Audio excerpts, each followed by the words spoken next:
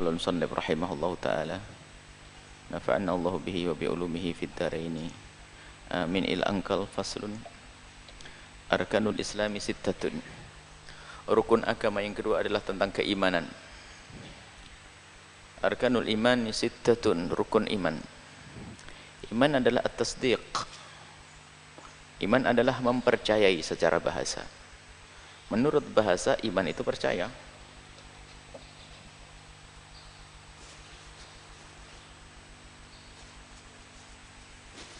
Percaya. Istilah iman maknanya cara syariat adalah at-tasdiqul jazim, percaya dengan benar-benar percaya. Percaya dengan benar percaya, ma'al idhani, dibarengi dengan kepasrahan, dengan kepatuhan dengan kepercayaan tersebut. Lima ja'a bihi, terhadap apa yang datang dibawa oleh Nabi Muhammad sallallahu alaihi wasallam. Mimma ulima minad dini bid-darurati, dari apa-apa yang datang di dalam urusan agama. Ulima minad dini bid-darurati, yang maklum menurut agama secara darurat. Artinya apa? Istilah ya, maklum minad dini bid-darurati. Saya kasih istilah ini dulu. Hal-hal yang sudah diketahui di dalam urusan agama, baik oleh orang awam atau baik orang alim atau orang awam. Contoh, sholat wajib, puasa wajib. Ini orang awam pun ngerti. Hukum-hukum yang jelas, syariat yang jelas, yang semua orang tahu, itu maklum minad din, diketahui dalam urusan agama. Bid-darurati, mau tidak mau, biarpun orang paling bahlul juga ngerti. Nah, makanya kalau ada orang mengatakan puasa tidak wajib, maka keluar dari iman. Sholat tidak wajib, keluar dari iman. Karena sholat, puasa adalah sesuatu yang sudah masyhur. Maklum minad din bid-darurati. Iman meyakini yang seperti itu, lalu patuh. Sebab orang yakin kalau tidak mengikuti keyakinannya belum beriman secara sesungguhnya. Abu Jahal yakin Nabi Muhammad itu Nabi. Orang Yahudi pun meyakini Nabi Muhammad Nabi akhir zaman yang diutus, bahkan dinanti-nanti oleh orang Yahudi. Tapi pun demikian mereka tidak disebut sebagai ahli iman. Karena apa? Tidak mengikuti apa yang diyakininya. Maka at-tasdiqul jazimu ma'al idhani, meyakini dengan yakin yang sesungguhnya dan dia mengikuti keyakinannya, itu baru iman. Kalau sekedar percaya saja tidak disebut sebagai iman. Ia iman secara bahasa, at-tasdiq, percaya. Dari Abu Jahal ada tasdiq bahwasanya Nabi Muhammad Nabi. Dari orang-orang Yahudi, karena membaca di kitab suci mereka tentang Nabi Muhammad, maka mereka pun percaya Nabi Muhammad Nabi. Akan tapi mereka tidak mengikuti apa yang diyakini, maka mereka tidak disebut sebagai orang mukmin yang sesungguhnya. Nah, apa itu yang harus kita percaya, kita yakini, kemudian kita turuti keyakinan kita itu, yaitu adalah iman kepada Allah. Disebutkan di sini iman kepada Allah Subhanahu wa taala. Antu'mina billahi, beriman kepada Allah. Maka di sini nanti ada pembahasan khusus yang insya Allah akan dihadirkan di halaqah duha tentang bagaimana kita mengenal Allah Subhanahu wa taala adalah dengan mengenali sifat-sifat Allah. Sifat Allah ada tiga. Sifat yang ada hubungannya dengan Allah yang harus kita pahami adalah wajib, kewajiban, hal-hal yang harus kita yakini hal itu ada pada Allah, yaitu sifat-sifat wajib bagi Allah. Harus kita yakini yang mustahil adalah mustahil, al-mustahilat yang tidak boleh ada pada Allah. Kemudian nanti al-jaiz yang boleh dilakukan oleh Allah dan boleh tidak dilakukan. Maka itu ada pembahasan dalam ilmu akidah. Jadi kalau sudah bicara tentang Allah, ada hubungannya dengan sifat-sifat Allah. Kalau mengenali Allah, kita tidak akan bisa mengenal Allah langsung kepada zat Allah. Tapi kita mengenali Allah dengan sifat-sifat Allah. Kita mengenali Allah dengan sifat-sifat Allah. Sifat wajib Allah yang harus kita ketahui. Sifat wajib Allah adalah tidak terbatas. Semua sifat kesempurnaan yang layak untuk Allah adalah sifat Allah. Jadi sifat Allah tidak hanya 20, tapi 20 yang disebut para ulama ini adalah sifat-sifat Allah yang ada sebagian orang memperdebatkan Sehingga perlu dihadirkan secara khusus demi mematangkan keyakinan kita di saat mendengar syubhat atau pemahaman-pemahaman yang salah tentang sifat tersebut. Kita lacak mulai dari sifat wujud, di sana ada ateis yang tidak percaya adanya Tuhan. Qidam, nanti ada orang yang mengatakan bahasanya qidam itu kan Allah yang maha dahulu. Karena di sana ada filosof yang tersesat mengatakan semesta juga dahulu dan seterusnya. Qudrah, perbedaan antara kita dengan kaum Mu'tazilah. Kemudian masalah kalam sangat luar biasa di antara kita dengan kaum Mu'tazilah. Dan masih banyak, karena sifat-sifat itu mengundang perdebatan, maka para ulama Asy'ariyah menjelaskan secara khusus dan menghitung sifat itu hanya 20, padahal sifat bukan 20. Tapi memang ini yang terpenting yang harus diketahui. Yang harus diketahui. Dan nanti banyak kalau kita lacak semua sifat-sifat itu, kalau tidak kembali kepada kudrat Allah, kepada iradat Allah. Nanti semuanya. Jadi ini adalah dari sifat 20 ini adalah global. Kalau sudah memahami sifat 20, nanti sifat yang lainnya mudah difahami. Kemudian kita harus meyakini bahwasanya sifat 20 ini harus ada, maka kita harus tahu apa sih did, abdad, lawan-lawan dari sifat tersebut. Al-mustahil, yang mustahil ada pada Allah.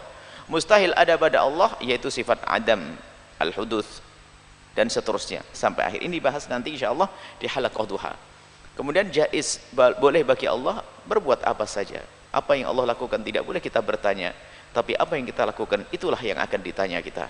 Maka jangan bertanya kepada Allah, kenapa kau lakukan ini begini ya Allah, itu bukan urusanmu. Ini, jangan bertanya kenapa kau perlakukan ini begini ya Allah, kenapa kau buat itu begini. Nggak ada yang bisa protes di hadapan Allah, karena kita adalah makhluk, kita adalah yang diciptakan dan Allah adalah sang pencipta.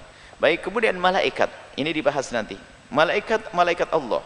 Wa malaikati, malaikat adalah makhluk yang diciptakan oleh Allah dari nur, dan jumlahnya tidak berbatas. Jumlahnya tidak ada yang tahu illallah kecuali Allah Subhanahu wa taala. Jumlahnya tidak ada yang tahu kecuali Allah. Dan malaikat bukan laki-laki, bukan perempuan.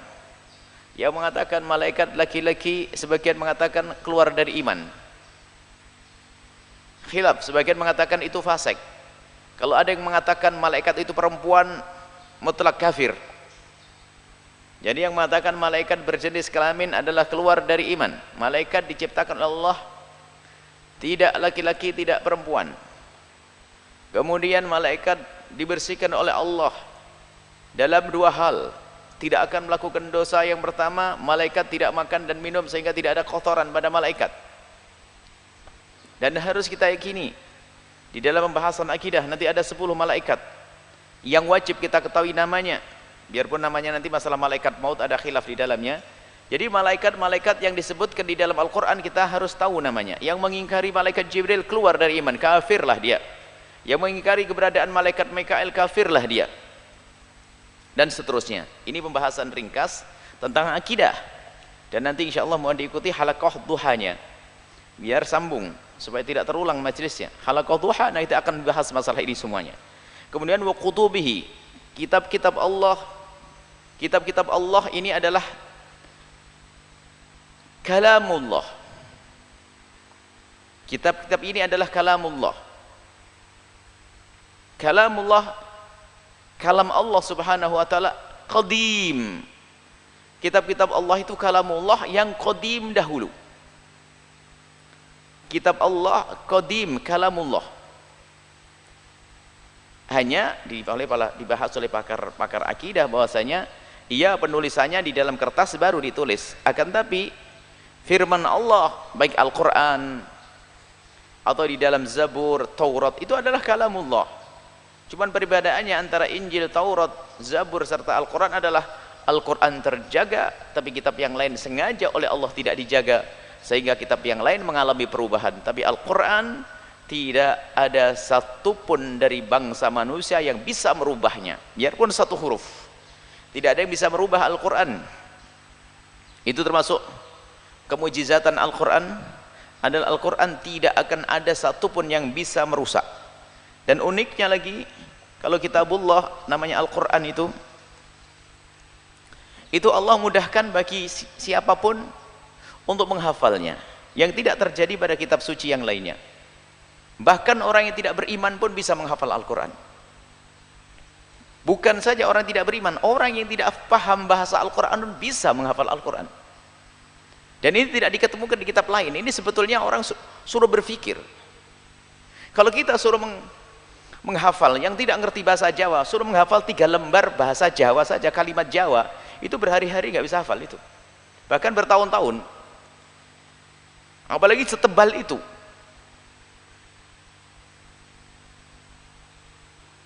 Unik, orang Indonesia, orang Jawa bisa membaca bacaannya, bisa menghafal biarpun tidak tahu maknanya. Tidak tahu maknanya, tapi bisa membacanya. Dan ini tidak ada di dalam bahasa lain. Ini termasuk i'jaz. Termasuk kemujizatan Al-Quran adalah seperti itu. Bisa dihafal oleh orang yang tidak beriman sekalipun.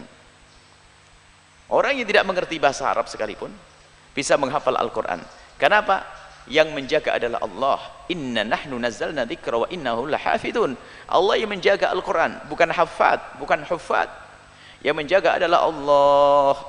Kalaupun seandainya umat manusia ini tidak mau menghafal Al-Quran, Al-Quran tetap terjaga. Sebab yang menjaga adalah bukan manusia, yang menjaga adalah Allah Subhanahu wa ta'ala. Baik, kitab-kitab Allah. Sehingga yang namanya kitab Allah itu adalah wahyu dari Allah, kalamullah. Kalamullah qadimun, dahulu, azaliyun, dari dahulu, bila sautin wala harfin wala taqdimin wala ta'khirin, tidak dengan suara, tidak dengan huruf. Akan tapi bagaimana ditulis di Al-Quran kita, yakni Al-Quran kalamullah qadimun, dahulu. Kalau pencetakannya, iya ini baru dicetak, tapi kalamullah di dalam isinya adalah kalamullah dahulu, dahulu dan dahulu, ditulis dengan huruf. Tapi kalam Allah bila sautin wala harfin wala taqdimin wala ta'khirin, kalam Allah itu adalah tidak pakai suara, tidak pakai huruf, tidak ada mana yang didahulukan, tidak ada mana yang akhir, karena kalam Allah adalah qadim. Kata Imam Ghazali, untuk memudahkan pemahaman ini cukuplah katakan begini, kalamullah qadimun, kalam Allah itu dahulu dan dahulu, maktubun fis suturi, ditulis di lembaran-lembaran, mahfudun fis suduri, dihafal di dada para laki-laki, para kaum manusia, wa malfudun bil alsuni, bisa diucapkan oleh lidah. Selesai, itu kalam Allah. Ditulis fis sutur, ditulis di kitab-kitab, buku mushaf, kemudian mahfudun fis sudur, dihafal di hati hamba-hamba Allah, malfudun fil alsun, bisa diucapkan oleh. Jadi kita mengucapkan bismillah, mengucapkan kalamullah al-qadim. Adapun ucapan kita bismillah ada sekarang saya ucapkan, tapi ini bismillah adalah kalamullah al-qadim. Jadi kalau di dalam Al-Quran ada susunan bismillah, al-fatihah, al-baqarah dan seterusnya, ada tertibnya. Tapi kalamullah adalah qadim, dahulu, enggak ada yang mana dahulu, mana yang belakang, karena semuanya adalah qadim. Semuanya adalah qadim, dahulu dan dahulu. Yaitu kalamullah yang dahulu itu ditulis dalam mushaf, dihafal di dada kaum pria, kaum umat manusia, kemudian diucapkan di lidah. Jadi waktu kita mengucapkan bismillahirrahmanirrahim, kita mengucapkan kalamullah. Begitu juga wahyu yang lainnya, Zabur, Taurat dan Injil. Cuman perbedaannya semuanya sudah mengalami perubahan karena memang Allah tidak berjanji untuk menjaganya. Ada maksud agung di balik itu semuanya. Ada maksud agung di balik itu semuanya, di balik ketidakadanya penjagaan kepada Taurat Injil, karena Allah ingin menampakkan bahasanya kitab Nabi akhir zaman inilah yang akan abadi, yang harus jadi pegangan. Bersama rusaknya kitab suci itu, dirusaknya kitab suci oleh tangan-tangan pembesar mereka, maka mereka segera meninggalkan lalu pindah kepada kitab suci Al-Quran. Dan memang begitulah urutannya di dalam urusan kenabian. Nabi akhir zaman, khatimin nabiin, khatimin nabiin, pungkasan para nabi. Baik, ini kitab, kita harus yakin tentang kitab Allah. Yang wajib kita ketahui adalah ada 4: Zabur, Taurat, Injil, Al-Quran. Zabur, Taurat, Injil, Al-Quran. Dan urusan akidah tidak bertentangan antara kitab Injil, Zabur, Taurat dan Al-Quran. Tidak ada perbedaan. Tentang ketuhanan sama, Tuhan Maha Tunggal, malaikat juga sama. Maka jika kita menemukan perbedaan, maka kita kembali kepada kitab akhir zaman, kitab pungkasan, yaitu Al-Quran. Kemudian wa rusulihi, iman kepada utusan-utusan Allah. Iman kepada utusan-utusan Allah. Jadi utusan Allah itu jumlahnya banyak sekali, tidak bisa dihitung. Amat banyak. Ada yang diberitahu di dalam Al-Quran, maka yang disebutkan dalam Al-Quran ada 25. Maka 25 itu yang wajib kita ketahui namanya. Yang mengingkari satu dari mereka keluar dari iman. Adam, Idris, Hud, Nuh dan seterusnya. Itu nanti akan dibahas juga di dalam Zawiyah Duha dalam kitab Aqidatul Awam. Jadi ada nabi utusan Allah. Adapun per definisi nabi adalah orang laki-laki yang diberi wahyu oleh Allah, akan tetapi tidak wajib untuk disiarkan kepada yang lainnya. Nabi mendapatkan wahyu tapi tidak diperintahkan untuk menyebarkan kepada orang lain. An-Nabi. Adapun Rasul adalah seorang laki-laki yang mendapatkan wahyu dari Allah, mendapatkan wahyu Allah dan diperintahkan untuk menyebarkan kepada yang lainnya. Ini definisi. Ini masalah Nabi. Ada pendapat yang lain, perbedaan Nabi dan Rasul hanya di dalam masalah menghapus. Jadi Nabi, ada pendapat yang kedua, Nabi adalah orang laki-laki yang mendapatkan wahyu dari Allah dan diwajibkan untuk menyebarkan. Sama, Rasul adalah orang yang mendapatkan, laki-laki yang mendapatkan wahyu dari Allah dan diperintahkan untuk menyebarkan. Cuman perbedaannya pendapat yang kedua, yang ini tidak masyhur dibahas di dalam pembahasan akidah, padahal ini juga di dalam referensi akidah ini ulama kita. Perbedaannya menurut pendapat yang kedua antara Nabi dengan Rasul, kalau Rasul itu syariatnya menghapus syariat yang sebelumnya, kalau Nabi syariatnya tidak menghapus syariat yang sebelumnya. Jadi kalau ada Nabi bukan Rasul, maka dia mendapatkan wahyu dan diperintahkan untuk menyebarkannya, tapi dia tidak menghapus syariat Nabi yang sebelumnya. Tapi kalau Rasul mendapatkan wahyu untuk disebarkan kepada yang lainnya dan syariatnya menghapus syariat sebelumnya. Ini pendapat yang kedua. Cukuplah pendapat yang pertama bagi siapapun yang ingin menghafal, sudah cukup, sangat cukup di dalam urusan keimanan. Nabi adalah seorang laki-laki yang mendapatkan wahyu dari Allah dan tidak diperintahkan untuk menyebarkannya. Adapun Rasul adalah orang laki-laki yang diperintahkan oleh, mendapatkan wahyu dari Allah dan diperintahkan untuk menyebarkannya. Dan semua Nabi adalah kaum laki-laki, tidak ada perempuan. Ada khilaf tentang Sayyidat Maryam dan seterusnya. Sebetulnya yang benar adalah Siti Maryam adalah bukan seorang Nabi. Siti Maryam bukan seorang Nabi. Dan ini bukan merendahkan seorang wanita, tidak ada hubungannya dengan perendahan. Ini adalah masalah kewajiban perintah. Baik, kemudian setelah kita harus beriman kepada utusan Allah wal yaumil akhir, dan beriman kepada hari akhir. Setelah kehidupan di dunia ini ada kehidupan lagi, yaitu kehidupan yang lebih panjang. Dimulai dari jembatan antara dunia dengan akhirat, yaitu alam barzah. Alam barzah adalah alam antara dunia dan alam antara akhirat. Jadi setelah manusia meninggalkan dunia, dia berada di alam penantian, yaitu alam barzah, sampai nanti dibangkitkan, kemudian saat itu digiring ke alam akhirat. Jadi jembatan antara alam dunia dengan alam akhirat adalah alam barzah. Nah, akan tapi mulai permulaan alam akhirat adalah dari alam barzah. Berarti kalau sudah masuk jembatannya, masuk perantaranya, sudah mulai masuk ke alam akhirat, proses menuju alam akhirat. Dan kita harus beriman kepada alam hari akhir. Yang tidak beriman kepada hari akhir, keluar, dia adalah akan abadi di dalam neraka.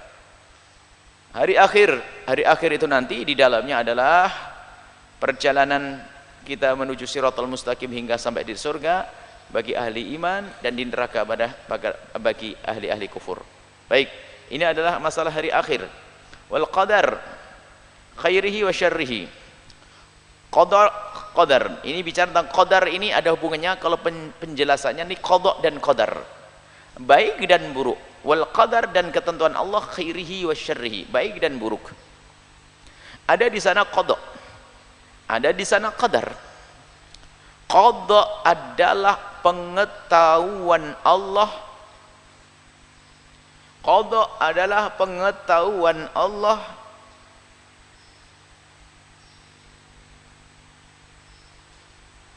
terhadap sesuatu yang telah terjadi, sedang terjadi, dan akan terjadi.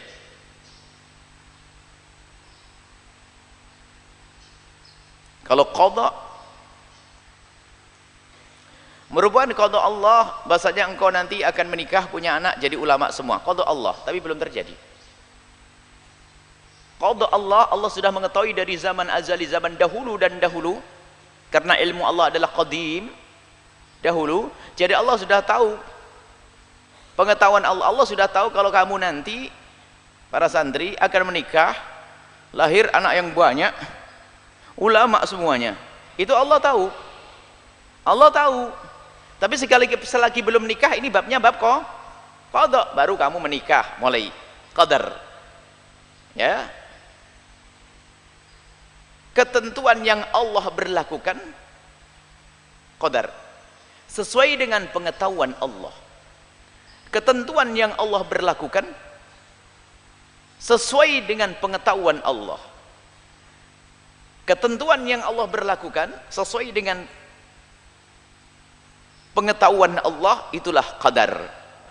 Jadi qada berbunyi begini, Allah tahu bahwa kalian akan menikah dan nanti punya anak ulama-ulama. Ini qada. Selagi kamu belum menikah, yaitu qada. Kemudian setelah itu kamu menikah, mulailah qadar berlaku di sini. Kemudian punya anak, kau didik satu jadi ulama. Nah, ini baru nih qadar. Jadi kita harus percaya qada dan qadar. Ini qadar adalah sesuai dengan kehendak Allah, sesuai dengan pengetahuan Allah. Itu loh qada qadar. Qada qadar tidak ada urusannya dengan perilakumu saat ini. Aku memilih makan yang haram atau yang halal, tidak ada hubungannya dengan di situ. Orang selalu mengatakannya, kalau percaya qada qadar baik dan buruk, ya saya serahkan. Oh, bukan begitu, ini babnya. Qada qadar ini urusan Allah, nggak ada hubungannya dengan perilakumu. Kalau perilakumu kau diberi akal. Misalnya apa? Allah menentukan kepada seorang hamba dengan kemaksiatan, naudzubillah, tidak boleh berhujah dengan qadar. Qadar itu bunyinya begini, Allah tahu bahwasanya pada tahun ini jam begini si fulan melakukan kemaksiatan. Kemudian di jam dan bulan yang sudah ditentukan bermaksiatlah orang tersebut. Berarti maksiatnya sesuai dengan qada dan qadar Allah. Adapun masalah bermaksiatnya seorang hamba tentang tanggung jawab, tidak ada urusannya dengan qada dan qadar. Sekarang masalah tanggung jawabmu adalah begini bunyinya, Allah berikan kepadamu akal untuk bisa memilah dan memilih, lalu kau tidak menggunakan akalmu. Kemudian Allah memberikan kepadamu kehendak. Bohong kalau engkau tidak berkehendak. Allah menghendakimu berkehendak, maka engkau pun berkehendak. Maka dengan kehendakmu itulah yang akan dihisab dirimu. Maka di saat seseorang tidak punya kehendak, dia tidak akan dihisab. Orang tidur tiba-tiba membunuh, dia tidak dosa. Orang gila membunuh, tidak dosa, kan? Karena kehendaknya sudah dicabut oleh Allah. Tapi kalau Allah sudah memberikan kepadamu, menghendakimu berkehendak, maka engkau ditanya tentang kehendakmu itu, dan kehendakmu itu dikehendaki oleh Allah. Maka jangan kau nisbatkan pekerjaan buruk itu kepada Allah. Waktu seseorang minum minuman keras, dia berkehendak, dia niat, dia mengambil gelas kemudian menuangkannya, lalu dia meminumnya. Ini adalah kehendaknya. Apakah Allah tidak menghendaki? Tidak ada yang terjadi di semesta ini kecuali dengan kehendak Allah. Cuman engkau pun punya kehendak, jadi kehendakmu itulah yang akan ditanya.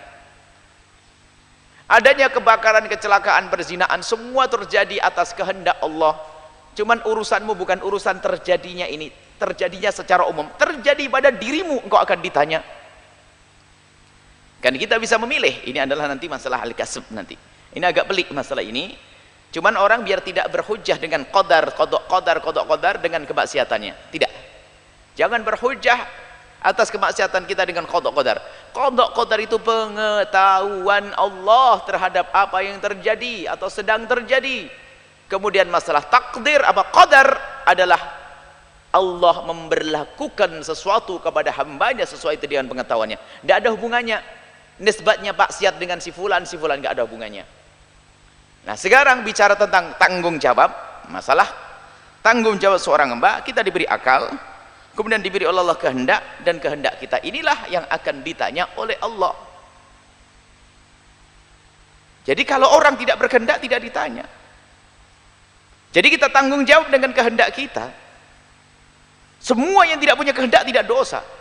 Namanya nggak sengaja. Tidak menghendaki, tapi kalau sudah berhendak membunuh dengan sengaja. Membunuh dengan sengaja berkehendak. Baik, ini beda masalah kehendak kita. Lah kita ditanya atas kehendak kita. Maka kalau begitu, lah semua yang terjadi pada kita ya memang qadar Allah itu. Betul qadar Allah. Tapi urusan kehendakmu ada di dalam pekerjaanmu itu. Maka kita harus bertanggung jawab terhadap apa yang kita perbuat di dalam kehidupan ini. Hanya orang gila saja mengatakan, wah itu bukan urusan saya. Bagaimana bukan urusanmu? Kamu menghendaki.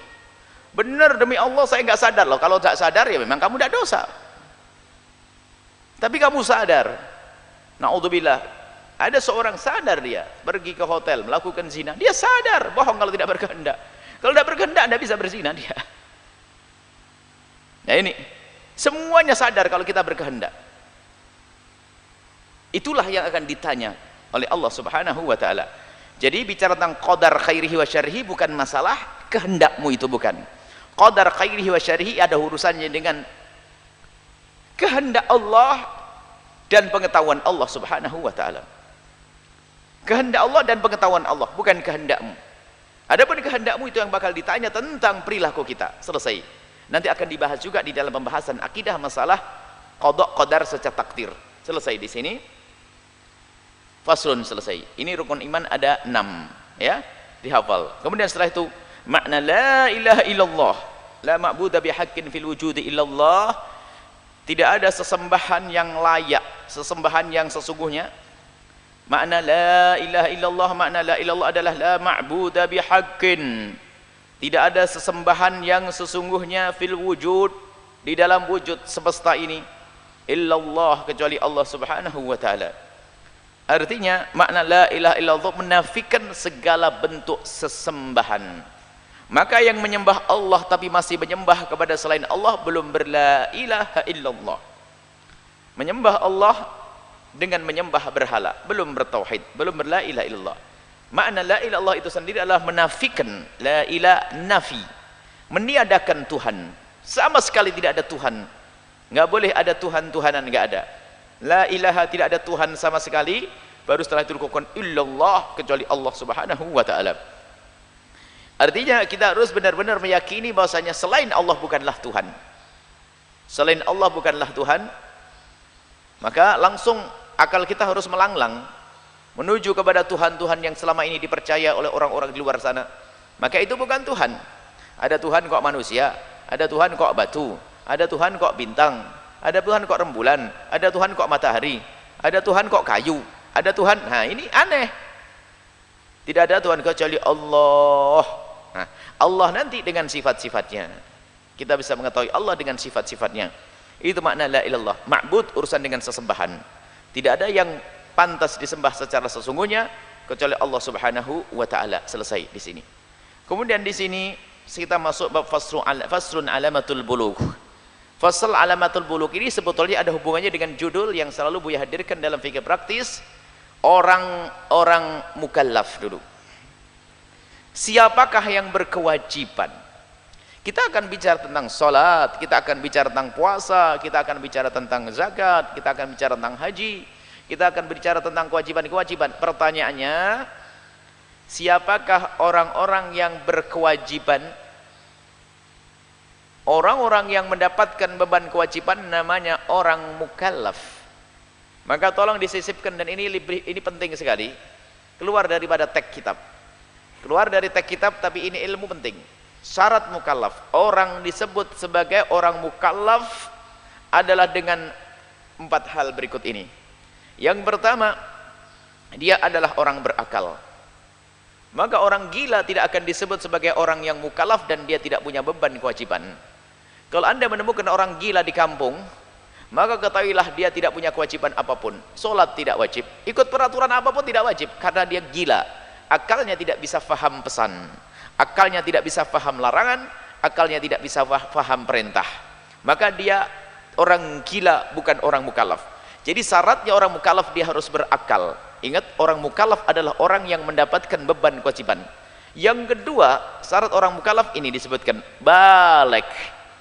Cuman musannaf pengarang di sini hanya mengisyaratkan saja, yang mengajar hendaknya menyempurnakannya.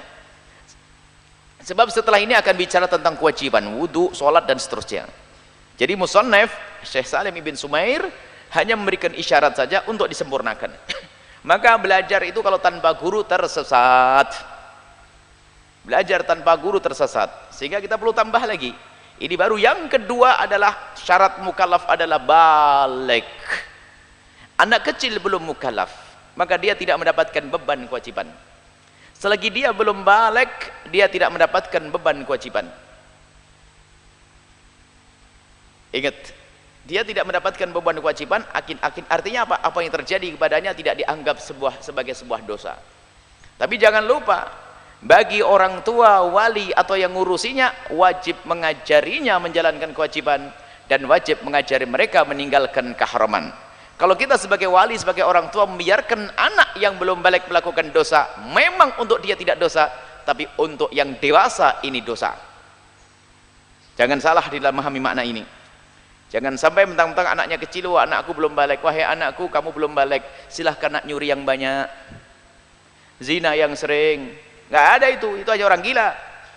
Maka biarpun dia belum punya kewajiban, tapi wajib bagi orang tua untuk mengajari bermacam-macam kewajiban.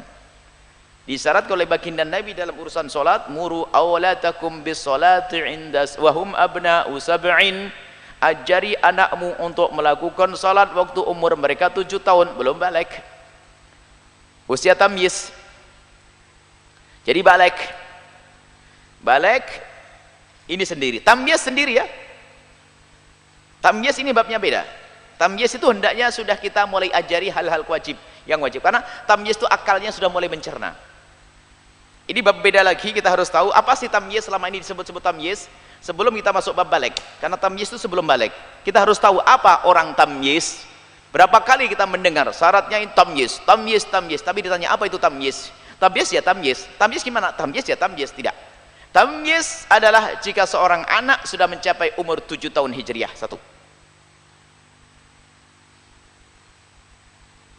Yang kedua, dia sudah mandiri, bisa membedakan antara api dengan roti, bisa membedakan antara kiri dengan kanan, bisa makan sendiri dan istinja, cebok sendiri. Itu tamyiz. 2 syarat. Syarat tamyiz adalah 2. Orang baru disebut tamyiz, anak kecil baru disebut tamyiz. Artinya apa? Boleh tamkinul Quran lah, boleh kita memberikan kepadanya mushaf karena sudah tamyiz. Dia bisa diajak ngomong. Kalau belum tamyiz, kita tidak diperkenankan memberikan anak yang belum tamyiz Al-Quran. Nanti diinjek atau didudukin nanti. Tamyiz, baru kita ajari sholat. Usia tamyiz, isyarat bagi Nabi, umur auladakum bis sholati wa hum abna'u sab'in. Ajari anakmu sholat waktu mereka umur 7 tahun. Nih. Syarat yang kedua, umur 7 tahun tapi masih nggak ngerti apa-apa. Idiot, ya nggak tamyiz, biarpun sampai 15 tahun.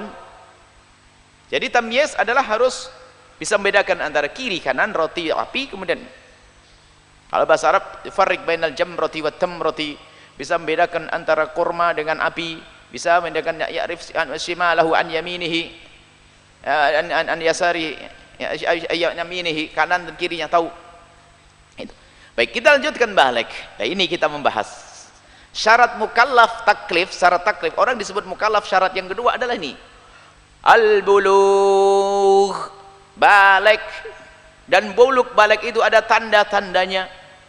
Tanda balik bagi seorang laki-laki, tanda balik bagi seorang laki-laki ada 2. Yang pertama adalah keluar mani di usia 9 tahun hijriah.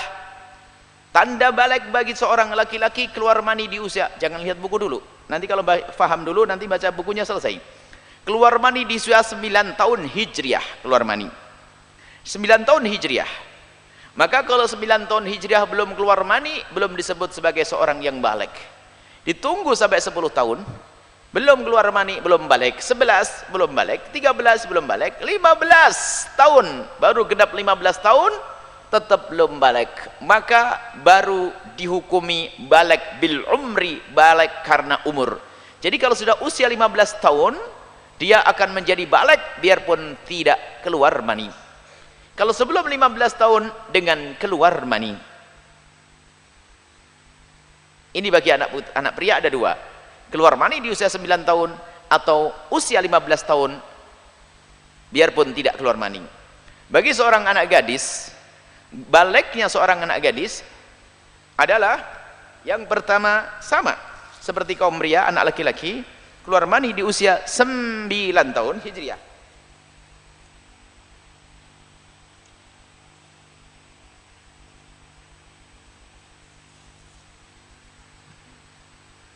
Sering ngajari kita untuk tidak waswas, tapi kadang kena waswas kayak ada sesuatu karena gara puasa. Baik, anak putri sama keluar mani di usia 9 tahun hijriah. Yang kedua, keluar darah haid di usia 9 tahun hijriah. Yang kedua.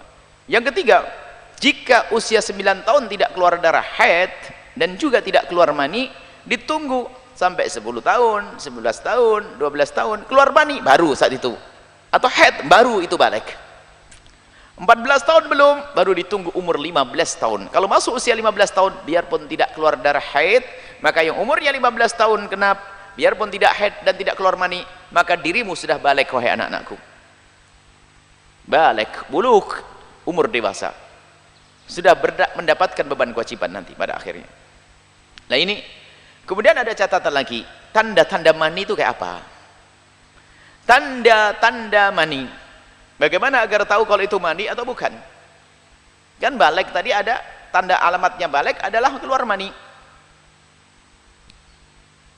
Keluar mani, mani itu tandanya ada 3. Mohon maaf ini majelis mulia. Kalau sudah bicara tentang yang demikian harus diangkat wibawanya majelis supaya tidak dikotori dengan guyonan-guyonan yang jorok. Mani tandanya yang pertama adalah keluarannya adalah ada hentakan, ma'in dafiq, ada tadaffuq.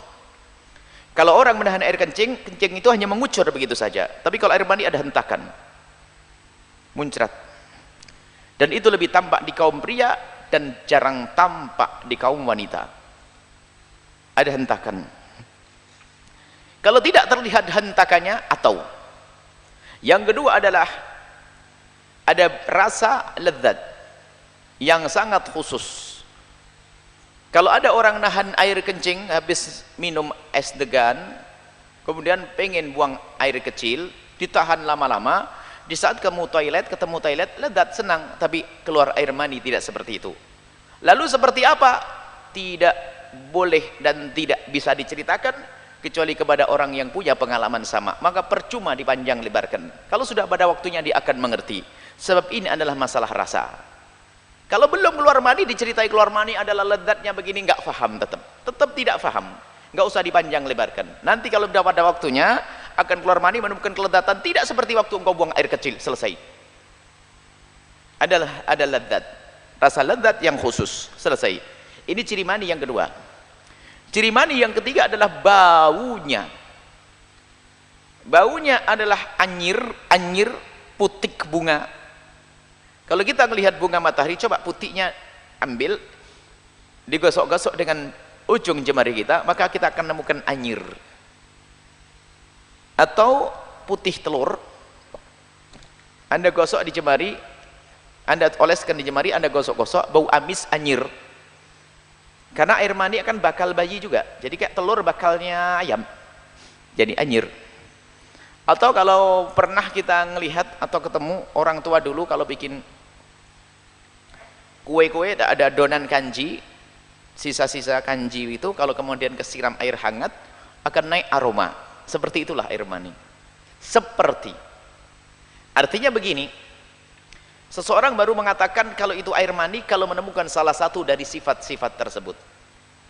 Kalau tidak ada ya tidak. Misalnya terbangun dari tidurnya, dia tidak merasakan lezatnya waktu keluar, dan juga tidak melihat hentakan air mani saat keluar. Tapi setelah menemukan bebasahan di celananya, dilihat setelah dicium ada mirip-mirip anyir-anyir, putih bunga, putih telur, atau adonan kanji. Maka wajib mandi dia. Wajib mandi dia. Tapi kalau ternyata dicium, tak tanya, oh pesing, enggak wajib mandi dia, celananya saja yang dicuci. Karena bukan air mani, dia ngompol namanya. Baik, jadi seperti itu. Atau misalnya waktu tertidur dia mimpi, kemudian di saat mimpi merasakan kelezatan, terbangun ada yang keluar, biarpun seandainya dicium tidak ada bau anyir, tapi waktu keluar dia merasakan lezat, maka itu air mani. Atau tidak merasakan lezat, kemudian juga tidak merasa mencium baunya, tapi ada tatofuk, ada hentakan. Ini ada sebagian orang yang organ tersebut sudah mungkin ada penyakit dan sebagainya, sehingga ya kasihan, jadi dia bisa keluar mani tapi tidak bisa merasakan kelezatan. Ada. Jadi keluar begitu saja. Ini diantaranya adalah disebabkan karena mungkin orang itu adalah naudzubillah ya, sering memaksa dengan alat tersebut untuk dipaksa keluar mani dengan cara tidak wajar, apakah onani, masturbasi dan seterusnya, sampai sudah tidak ada rasa lagi. Ini berbahaya sekali. Makanya di samping onani adalah haram, membahayakan juga urusan kesehatan alat tersebut. Baik, maka kalau ada orang bertemu salah satu tanda tiga tersebut, maka dia disebut sebagai orang yang baligh. Selesai. Baligh. Kemudian haid. Bagaimana tentang haid? Wanita haid gimana untuk mengetahui haid? Pembahasan khusus insyaallah nanti. Jika ada setelah ini hatam selesai, kalau ada waktu kita membahas haid. Kita ada haid praktis, tidak butuh waktu lama, cuma 30 menit kali 2. Kita akan mengetahui tentang haid dan istihadah yang praktis. Haid dan istihadah haid, nifas dan istihadah nifas. Kita ada fikih praktis haid, insyaallah kita bahas pada pertemuan yang lain, karena ini nanti kita akan menyelesaikan pembahasan kitab ini. Selesai. Kemudian kita bahas nas kitabnya. Sudah selesai ya? Nas kitabnya, baligh. Mukallaf saya sempurnakan. Syarat mukallaf yang kedua kan baligh. Baligh sudah dibahas. Syarat mukallaf yang ketiga adalah salamatul hawas, selamat indera pendengaran atau penglihatannya. Jadi orang baru akan disebut sebagai seorang mukallaf kalau memang dia bisa melihat atau mendengar. Pakai atau ya, atonya digedekan, bukan dan. Mungkin dia tidak melihat tapi bisa mendengar, faham dia. Orang buta faham, kadang lebih cerdas dari yang lainnya, ngerti. Buta. Orang tuli tidak bisa mendengar, tapi dia faham dengan isyarat. Maka orang faham dengan isyarat bisa menjadi mukallaf pada akhirnya nanti. Tapi orang terlahir dalam keadaan buta dan tuli, dia tidak punya beban kewajiban apapun. Karena apa? Dari mana dia tahu halal dan haram? Dengar enggak, melihat juga tidak. Maka syarat taklif yang keempat adalah salamatul hawas, selamat anggota, apa selamat indranya, indra penglihatan atau indra pendengarannya. Baik, kemudian yang kelima. Yang kelima adalah bulughud dakwati, sampai kepada orang tersebut dakwah. Mendengar tentang Islam, pesan-pesan Islam. Mendengar pesan-pesan tentang agama Islam. Ini sudah dibahas singkat pada pertemuan yang lalu. Maka jika ada orang hidup di tengah hutan belantara, lalu mereka tidak mendengar tentang Islam, maka mereka tidak menjadi mukallaf, tidak punya beban kewajiban. Biarpun mereka nyembah berhala, nyembah apapun, mereka tidak akan di neraka. Karena apa? Mereka tidak mukallaf, tidak punya beban kewajiban, tidak punya kewajiban sholat, tidak punya kewajiban untuk melakukan apapun. Karena apa? Mereka tidak mendengar pesan tentang Islam. Nah, syarat taklif yang 4 kalau sudah ada, dia adalah orang berakal, kemudian sudah akil balik, kemudian dia pendengarannya bisa mendengar, matanya bisa melihat, atau dia, dan yang keempat, dan dia sudah mendengar tentang Islam, maka wajib ngambil syarat taklif yang kelima, wajib masuk Islam. Kalau tidak masuk Islam, dia di neraka selama-lamanya. Baru setelah masuk Islam, jeder 5 ini, baru dia wajib melakukan sholat, wajib melakukan puasa, wajib, baru itu. Nah ini kan dibahas seperti itu. Baik, sekarang salah satu syarat taklif di sini sebutkan. Makanya yang menyempurnakan ustadznya. Ini akan bahas masalah wudu. Cuman dibahas satu tok. Faslun fasal. Lihat di kitab. Alamatul bulughi, tanda-tanda balik. Ini adalah hanya salah satu poin daripada 4 poin tentang taklif. Faslun alamatul bulughi, tanda balik adalah thalathun, ada 3. Rinciannya sudah ada. Ini hanya di dalam teks kitab ini. Tamamu 15 sanatan, umur 15 genap. Fi dzakari wal untha. Laki perempuan umur 15. Jika tidak haid, jika tidak keluar mani, ditunggu sampai 15 tahun. Tadi sudah jelas. Wal ihtilamu fi dzakari wal untha, bermimpi basah, keluar mani maksudnya. Ihtilam mimpi, maksudnya keluar mani. Fi dzakari wal untha, bagi anak gadis, anak laki-laki dan anak perempuan. Litis isinina, waktu umur 9 tahun. 9 tahun mimpi basah, 9 tahun keluar mani, baru disebut sebagai anak yang balik. Wal haidu fil untha, dan haid bagi seorang anak gadis, litis isinina, waktu umur 9 tahun, selesai. Alamat buluk, selesai. Air mani sudah dibahas. Ikhtilam sudah dibahas air mani. Makanya kalau kita punya pemahaman, ternyata begitu mudahnya belajar kitab. Teksnya sedikit sekali, tapi pemahamannya harus luas. Alamat balik tadi sudah disusun rapi, laki-laki ada 2, perempuan ada 3, selesai. Baru setelah itu kita melanjutkan. Tadi sudah dikasih tambahan masalah taklif. Makanya sekarang tanyakan dirimu, kamu tuh mukallaf atau enggak, gitu loh. Anda ini wahai mukallaf atau tidak, wahai pemirsa? Mohon maaf para pemirsa, kadang kami dialog dengan para santri, karena di sini adalah santri yang hadir kebanyakan. Maka tinggal tanyakan dirimu, kamu gila enggak? Hah? Enggak gila kan? Baik.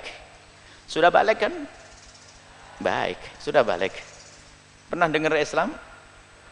Alhamdulillah, dan sudah masuk Islam. Kemudian setelah itu tuli atau tidak?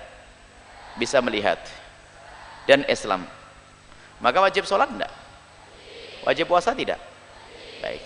Tapi kalau tiba-tiba dirimu ngomong, oh aku gila, enggak wajib puasa. Oh enggak, saya gila. Oh iya, enggak wajib puasa. Gila. Gila beneran.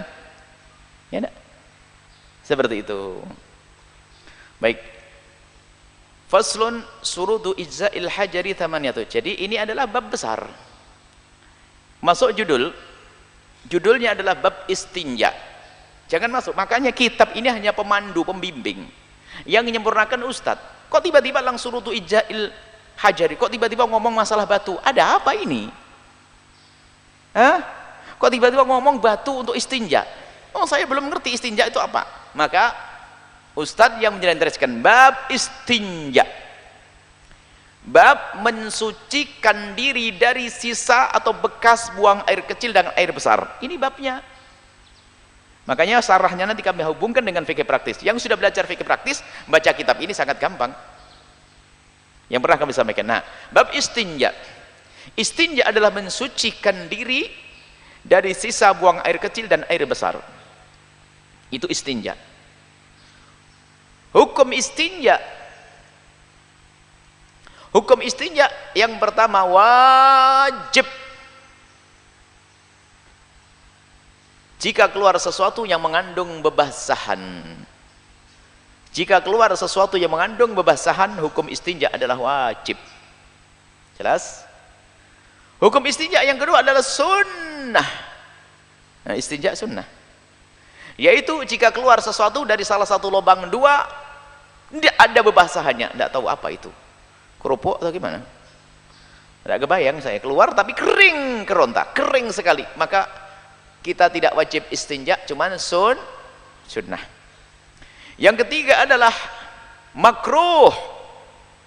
Makruh istinja saat buang angin. Bisa menjadi sebab was-was. Buang angin saja langsung ke hammam. Istinja makruh. Mubah. Mubah adalah kalau ada keringat yang mengalir ke wilayah tersebut karena takut keluar aroma yang tidak baik, maka boleh-boleh saja kalau mau dibersihkan istinja. Yang keempat adalah makruh jika ada keringat yang mengalir ke wilayah tersebut, lewat wilayah depan, wilayah belakang. Baik. Yang kelima adalah haram. Haramnya bukan karena urusan istinjanya, karena urusan yang lainnya. Haram istinja dengan batu curian, air curian. Selesai, ini hukum istinja. Kemudian yang kedua, alat istinja. Alat istinja ada dua. Yang pertama adalah air. Yang pertama adalah air. Yang kedua adalah batu atau yang sepadannya atau yang serupa dengannya. Yang pertama adalah air, yang kedua adalah batu atau yang serupa dengannya. Kemudian ulama membahas lagi cara istinja yang paling bagus, ada martabatnya. Istinja yang paling bagus adalah menggunakan batu yang pertama, tingkat tertinggi. Menggunakan batu dulu, baru menggunakan air, gabung. Martabat yang kedua menggunakan air saja. Martabat yang ketiga menggunakan batu saja. Batu saja. Catatan kecil. Istinja dengan batu bukan seperti tayamum dengan debu. Ingat, tayamum dengan debu baru boleh kalau tidak ada air. Tapi istinja dengan batu atau yang sepadannya boleh biarpun kita di depan kolam air. Istinja dengan batu bukan seperti tayamum dengan debu. Pahami ini? Istinja dengan batu biarpun kita banyak air di rumah kita, kita tetap boleh istinja dengan batu atau yang sepadannya. Lah, batu seperti apa yang boleh dipakai istinja? Kita masuk ke kitab. Nah, ini kitab ini hanya bagian kecil daripada pembahasan istinja. Makanya jangan sok kita belajar tanpa guru, baca sendiri, tersesat. Nah, ternyata ini hanya salah satu dari poin kecil dari bab istinja. Istinja dengan batu. Loh, kok tiba-tiba istinja dengan batu? Kan begitu. Baik, sekarang jangan ke kitab dulu. Kita punya cara menghafal yang mudah. Di sini banyak syaratnya. Syarat istinja dengan batu di sini banyak. Kita sebutkan begini. Langsung saja bisa ditulis. Istinja dengan batu atau yang sepadannya ada 3. Yang pertama adalah syarat yang berkenaan dengan alat batunya. Yang kedua syarat yang berkenaan dengan cara membersihkannya. Yang ketiga syarat yang berkenaan dengan tempat yang akan dibersihkannya. Biasakan kalau belajar, karena ini praktis, kalau tidak hafal hilanglah ilmu. Biasakan kalau belajar mencatat, supaya ilmu itu dihafal. Mencatat. Pertama adalah syarat berkenaan dengan alat. Artinya alat itu adalah batu yang bisa digunakan istinja. Batu yang bisa digunakan untuk istinja, yang pertama syarat batu tersebut harus suci. Batu atau yang sepadannya, artinya tidak harus batu, wanahwihi, wanahwuhu. Jadi batu atau yang serupa. Yang pertama, batu tersebut adalah suci. Batu atau yang serupa dengannya. Benda tersebut, jangan bilang baru. Benda tersebut suci. Yang kedua, benda tersebut kering. Suci, kering. Yang ketiga, benda tersebut bisa mengangkat, nyerep.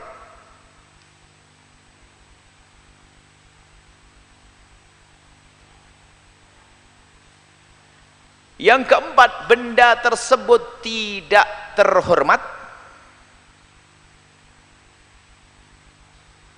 Yang kelima, benda tersebut padat, bukan cair. Diulang. Benda tersebut harus suci, maka yang tidak suci tidak boleh. Contohnya apa? Waktu itu suatu ketika ada sahabat Nabi memberikan kepada Nabi bongkahan tanah, sepertinya tanah. Setelah dilihat bukan tanah, kotoran onta. Nabi mengatakan inna rijsun, najis, tidak bisa dipakai. Jadi harus suci.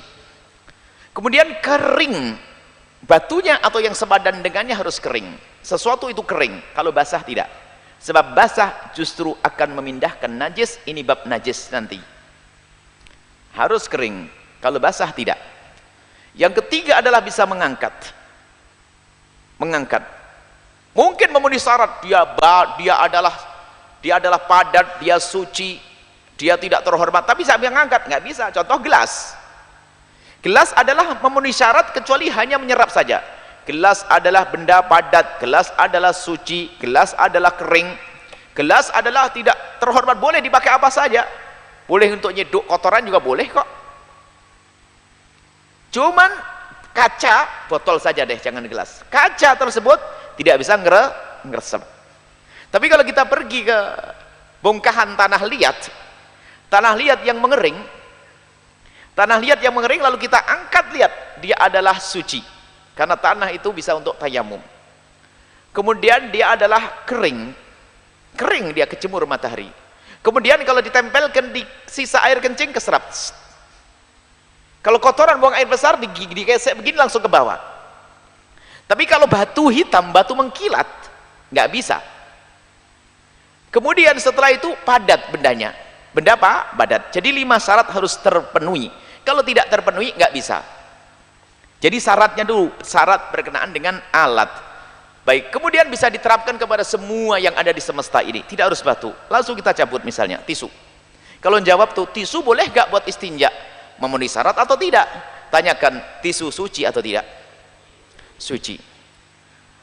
Kemudian setelah tisu suci, ini kering atau basah? Kering. Maka pinggirkan tisu basah. Kemudian coba, tisu itu kira-kira kalau ada bekas air kencing disentuh ini keserap atau tidak? Sangat hebat nyerapnya. Bekas kotoran bersih. Kemudian tisu ini terhormat atau tidak, kan begitu? Buat ingus kan? Terhormat apa sih contohnya tadi belum? Terhormat itu adalah apa? Roti tawar. Buat istinja. Nanti ditaruh samping sebelah dimakan sama kawannya, enggak sadar. Jadi roti tawar makanan manusia terhormat, nggak boleh. Tapi kalau tisu terhormat atau tidak? Tidak terhormat. Kemudian ini benda padat atau cair? Padat. Berarti tisu boleh istinja. Digunakan istinja. Maka jangan sampai ada suatu ketika ada santri diajak sholat, kenapa? Celana saya najis. Oh, ngompol kamu ya? Enggak, tadi saya kencing di sana, enggak ada air. Oh, berarti kamu enggak ngaji beneran. Biarpun tidak ada air kan ada tisu. Lihat. Ternyata istinja dengan batu itu yang semula orang menganggap jijik. Di kota-kota besar, kalau kita pergi ke Singapura, negeri-negeri Eropa sana, lihat, toilet itu hampir tidak ada airnya, adanya hanya tisu. Wah, ini yang mula-mula diingkari, ternyata malah menjadi idola. Nggak ada air, adanya tisu. Baik, ini adalah syarat istinja yang ada hubungannya dengan alat. Saya tambah mumpung saya ingat. Istinja dengan batu ini hukumnya mubah. Secara umum, maksudnya akan istinja. Tadi kita bicara istinja dengan apa namanya? Secara umum, istinja wajib dengan lima hukum. Tapi spesial istinja dengan batu ini adalah pilihan menjadi wajib karena untuk tujuan tadi. Artinya boleh memilih antara air, mubah. Boleh memilih antara air dengan batu. Cuman istinja menggunakan dengan batu ini catatan kecil. Akan menjadi wajib kalau kita merasa jijik dengan apa yang pernah dilakukan Nabi SAW. Hati-hati. Astagfirullahaladzim. Astagfirullah, masa pakai batu? La ilaha illallah. Wajib kita pakai. Karena Nabi pernah melakukannya. Jangan sampai kita merasa jijik dengan apapun yang pernah dilakukan oleh Nabi SAW. Baik, syarat berkenaan dengan alat sudah selesai. Baru sekarang syarat yang berkenaan dengan tempat, dengan cara. Syarat berkenaan dengan cara ada 2. Yang pertama adalah 3 kali. Harus 3 kali usapan. 1, 2, 3. 1 biarpun bersih, satu adalah tiga. Yang pertama adalah tiga, yang kedua adalah bersih.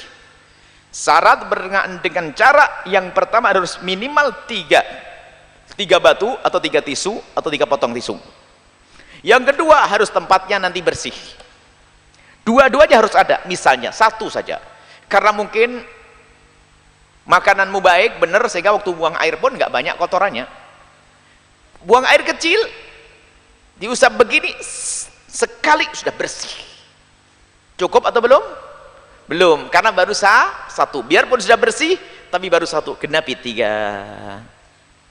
Harus tiga. Tiga ini harus, karena ada nas dari Nabi SAW. Tiga ini harus.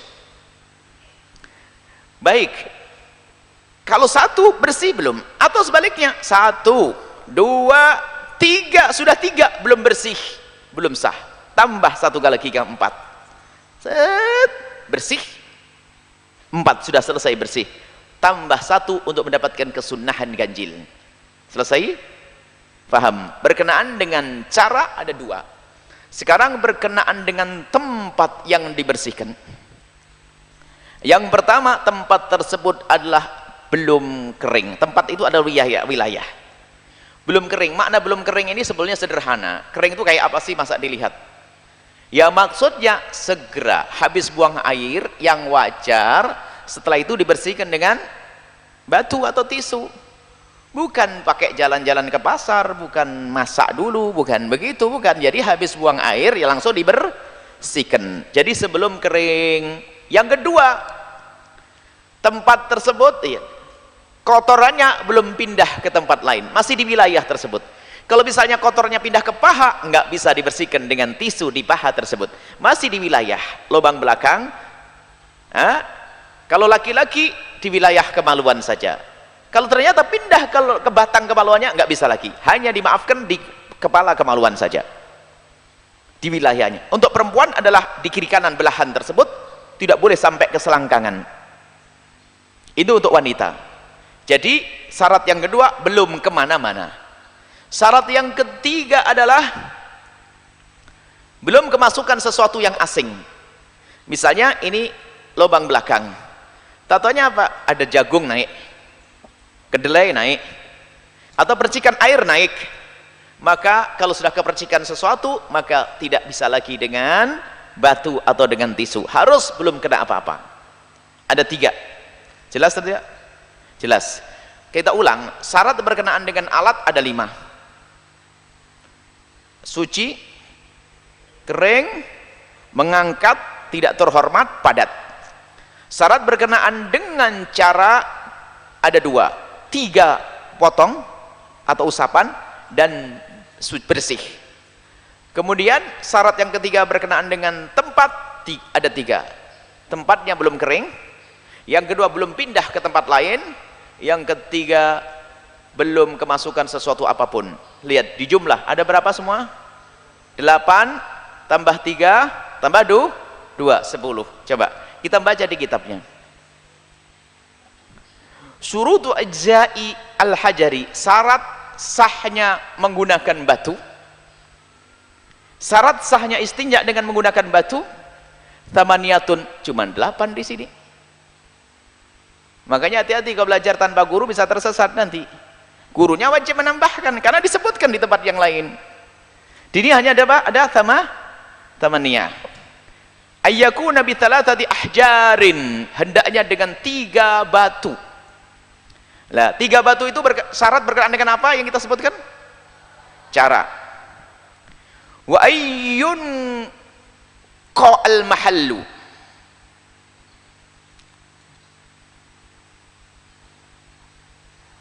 yungqal mahallu, mahalnya tersucikan. Syarat berkenaan dengan apa ini? Cara 2. Caranya bersih, tempatnya harus bersih, berarti 2, dapat 2. Ini syarat berkenaan dengan cara saja. Sudah selesai cara, ada 2. Yang ketiga, wa alla yajiffan najsu, sebelum kering tempat najisnya tadi. Ini syarat berkenaan dengan apa? Tempat. 1. Ini syarat berkenaan dengan cara, sudah selesai 2. Syarat berkenaan dengan tempat kan ada 3 tadi, baru dapat 1. Sebelum kering Wa alla yantakil, dan tidak pindah ke tempat lain. Tidak pindah ke tempat lain. Tidak tempat ke tempat lain, yantakil. Kemudian yang ketiga, wala yatra alaihi akhar, tidak kemasukan sesuatu. Sudah selesai ya? Tidak selesai. Ini wala yujawis, tambahan yang keempat ini. Padahal yujawis safhatahu wa hasyafatahu ini balik kepada ayantakila tadi. Kita ringkas sebab keterangannya sama. Wala yujawiza, tidak boleh melewati safhatahu, kaum pria lubang belakang pria wanita, dan lubang depan wanita. Safhah itu adalah tempatnya buang air tadi. Safhah ini, safhatahu, kalau mohon maaf kalau lubang belakang itu adalah di saat kita berdiri akan tertutup wilayah tersebut, terbuka lagi kayak safhah, lembaran. Ya itu saja. Kalau sudah dibokong belakang nggak bisa dibersihkan dengan tisu. Wala yujawi safhatahu wa hasyafatahu, itu masuk kepada yantakil. Coba diperhatikan. Coba tambahan, wala yusibahu ma'un, tidak ketimpa air, itu masuk wala yatra alaihi akhar. Diulang di situ. Ya. Wala yusibahu ma'un, tidak kena air. Lah air itu artinya apa? Tidak kemasukan sesuatu. Kemudian setelah itu, wan ta'kunal ahjaru tahiratan, hendaknya batunya itu harus suci. Lihat, berarti ini batunya harus suci, ini baru salah satu syarat berkenaan dengan alat. Mana yang lainnya? Batunya harus suci. Belum bisa pakai tisu kalau kamu paham dari kitab ini. Karena ini belum bisa memahami dengan tisu kalau hanya membaca seperti ini. Karena ini hanya diperlukan batu suci, lalu cari batu suci. Tatonya batunya basah, batunya najis, bagaimana? Nggak ada di sini. Ya, maka perlu guru dalam belajar. Sudah Buya simpulkan tadi di dalam 3 syarat berkenaan dengan cara, berkenaan dengan alat, berkenaan dengan cara, dan berkenaan dengan tempat yang dibersihkan. Baru setelah itu baca syaratnya. Baru antakunal ahjaru tahiratan, hendaknya batu itu suci. Kemudian antakunal al-hajaru qali'atan, mengangkat. Ayakunat al-ahjaru jafatan, kering. Antakunal ahjaru ghaira muhtaramatin, tidak terhormat. Ini kan lanjutannya, tapi tidak disebutkan di mana kita mendapatkannya. Di kitab yang lain, namanya kitab ringkas ini, untuk memudahkan orang, ini penghantar. Maka yang menyempurnakan adalah yang mengajar. Makanya tidak bisa kita belajar agama, belajar fikih langsung, wah kitabnya mudah dibaca, saya ngerti bahasa Arab kok. Kalau gara-gara ngerti bahasa Arab bisa menjadi seorang fakih, orang Arab fakih semuanya. Mereka bisa baca Arab, tapi tidak begitu. Orang Arab akan fakih semua karena mereka bahasa Arab ngerti, tapi tidak. Yang fakih yang mempelajari, dan belajari ini ada ngambil dari kitab ini, pemahaman dari guru, baru nanti diterapkan, dikumpulkan, kemudian itu masuk menjadi pemahaman yang paripurna. Itu saja insyaallah. Kita lanjutkan pada pertemuan yang akan datang. Ingat, dihafal semuanya. Semoga Allah memberikan kepada kita ilmu yang manfaat, memberikan pemahaman yang benar, memudahkan mengamalkan ilmu, dan semoga Allah memberikan kepada kita keistiqomahan, memudahkan kita untuk melaksanakan puasa di bulan Ramadan dan qiyam di bulan Ramadan. Dan semoga Allah menjaga kita minal aidin wal faizin, orang yang beruntung dengan pengampunan Allah dan pahala berlipat ganda, panjang umur, sehat afiat, husnul khatimah. Al-Fatihah.